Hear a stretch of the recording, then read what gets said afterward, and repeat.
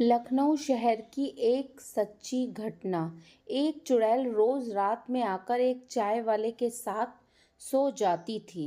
ये कहानी लखनऊ शहर की है, जो कि बहुत ही रहस्यमयी है। ये कहानी केवल आपको डराएगी नहीं, बल्कि सोचने पर भी मजबूर कर देगी। तो चलिए शुरू करते हैं लखनऊ शहर की ये सच्ची घटना। अगर आपको ये कहानी अच्छी लगे तो मेरे चैनल को लाइक करें, शेयर करें और सब्सक्राइब करिए। ये कहानी है रघु की। रघु लखनऊ के चौक इलाके में रहता था और एक छोटा सा चाय का ठेला लगाता था। उसकी उम्र 35 साल थी। रघु का दिन सुबह 5 बजे शुरू होता था और रात 10 बजे ठेला समेटने तक चलता था। लेकिन उसके जीवन में एक ऐसा राज छुपा था जिसे वो किसी को बता नहीं सकता था। रघु हर रात बिस्तर पर लेटता, मगर नींद के बजाय कोई परछाई उसके पास आ जाती और फिर ऐसा लगता कि जैसे उसके शरीर को जकड़ लिया है। वो ना हिल सकता था, ना बोल सकता था। धीरे धीरे ये सिलसिला रोज होने लगा। करीब 2 साल पहले की बात है। एक गर्मियों की रात थी। बिजली नहीं आ रही थी।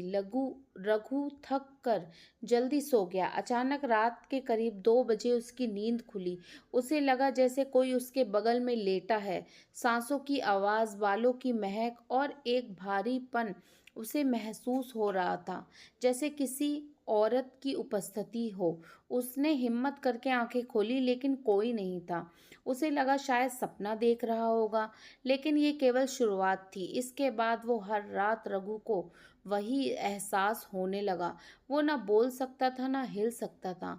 उसका शरीर अकड़ जाता था। उसे लगने लगा जैसे कोई उसके ऊपर बैठा है। उसके सपनों में सफ़ेद साड़ी पहने एक औरत आती थी, जिसकी आंखें लाल और बाल बिखरे होते थे। धीरे धीरे वो औरत उसके सपनों से निकलकर उसकी हकीकत बन गई। रघु की सेहत दिन प्रतिदिन गिरने लगी। आंखों के नीचे काले घेरे, शरीर में थकावट और भूख भी नहीं लगती थी। ये सब अब हर रोज की बात हो गई। उसके ग्राहक भी अब कम होने लगे थे। जब भी उससे कोई पूछता, क्या हुआ रघु, बीमार लग रहे हो, रघु मुस्कुराता, लेकिन दिल से रोता था। उसे समझ नहीं आता था कि वो किससे कहे कि कोई आत्मा हर रात उसके साथ सोने आती है। एक रात रघु ने अपनी मोबाइल पास रखकर वीडियो रिकॉर्डर ऑन कर दिया।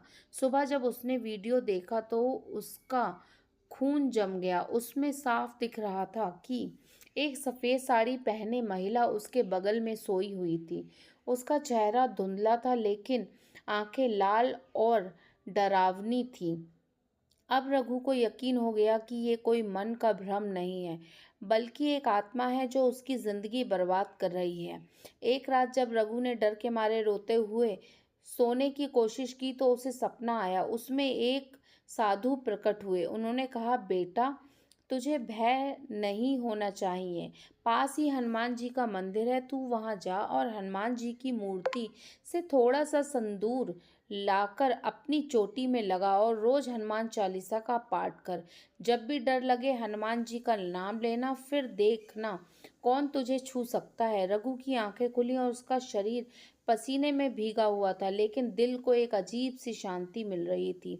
अगली सुबह रघु मंदिर गया, हनुमान जी के चरणों में गिर पड़ा, खूब रोया, माफी मांगी और फिर मूर्ति से थोड़ा सा सिंदूर लेकर अपनी चोटी में लगाया। उस दिन चाय की दुकान देर से खोली, लेकिन मन में एक नया विश्वास था। रघु ने ठान लिया था कि अब वो डर के साथ नहीं, आस्था के साथ जिएगा। रघु ने कांपते होठों से मन ही मन हनुमान चालीसा का पाठ शुरू किया। कमरे में जैसे हवा थम सी गई। अचानक उसे महसूस हुआ कि जिस भारीपन ने उसके सीने को दबा रखा था, वह हल्का होने लगा। जैसे ही पाठ पूरा हुआ, उसे कमरे में एक झटके की आवाज आई और खिड़की अपने आप खुल गई। एक पल को लगा जैसे कोई साया चीखता हुआ कमरे से बाहर चला गया। सुबह जब रघु उठा तो शरीर में हल्कापन था, जैसे सालों बाद चैन की नींद सोया हो। पहली बार उसे लगा जैसे वो इस डरावने सिलसिले पर जीत हासिल कर चुका है। अब रघु का दिन मंदिर जाकर सिंदूर लगाकर शुरू होता और रातें हनुमान चालीसा के पाठ के साथ खत्म होती। उसने अपने ठेले पर एक छोटा सा हनुमान जी का फोटो भी रख लिया था। धीरे धीरे उसकी सेहत अच्छी होने लगी, चेहरे पर चमक आने लगी और ग्राहक भी बढ़ने लगे। लोग कहते हैं, रघु, अब तो आपकी चाय में फिर से वही पुराना स्वाद आ गया है। रघु मुस्कुराता, क्योंकि अब उसकी चाय में केवल मसाले नहीं बल्कि हनुमान जी की कृपा भी घुल चुकी थी। एक रात फिर वही डरावना सपना आया। इस बार वह औरत रो रही थी, चिल्ला रही थी, तू क्यों नहीं समझता रघु, मैं तुझे छोड़ना नहीं चाहती, क्योंकि तू सिर्फ मेरा है। रघु ने आंखें खोलते ही जोर जोर से जय बजरंगबली, जय बजरंगबली का नाम जपना शुरू कर दिया। अचानक कमरे की दीवारें थरथरा उठी, जैसे भूकंप आया हो। औरत की चीख कमरे में गूंजती रही, लेकिन कुछ ही पलों में सब शांत हो गया। अगली सुबह मंदिर में पुजारी ने रघु से कहा, बेटा, वो आत्मा अब मजबूर हो गई है, लेकिन अभी उसका पूरा अंत नहीं हुआ है।